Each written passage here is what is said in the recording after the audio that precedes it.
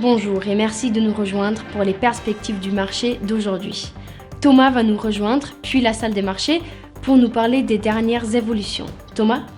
Un rapport de la plateforme de développement blockchain Alchemy montre que l'écosystème Polygon se développe rapidement et devient de plus en plus indépendant d'Ethereum. Les indices boursiers américains ont clôturé en hausse, les secteurs de la technologie et de la santé étant les plus dynamiques. Le FTSE 100 de Londres a légèrement progressé, aidé par les gains des sociétés de consommation et les données montrant une légère baisse de l'inflation nationale. Les actions Facebook ont chuté de 2,8% lors de la dernière session. L'indicateur stochastique donne un signal baissier, ce qui correspond à notre analyse technique globale. La paire euro-dollar a connu une légère correction haussière lors de la dernière session, augmentant de 2,1%. L'indicateur MACD donne un signal baissier. La livre sterling a connu une légère hausse de 0,2% par rapport au dollar lors de la dernière session.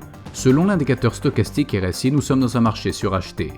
Le dollar australien a augmenté de 0,6% par rapport au dollar lors de la dernière session d'échange.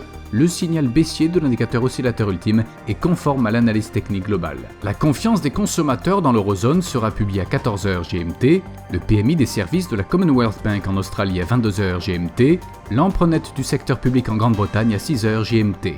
Les demandes initiales de prestations de chômage aux États-Unis seront publiées à 12h30 GMT, l'indice national des prix à la consommation du Japon à 23h30 GMT, le taux de chômage des Pays-Bas à 4h30 GMT. Nous espérons que vous avez apprécié nos perspectives du marché d'aujourd'hui.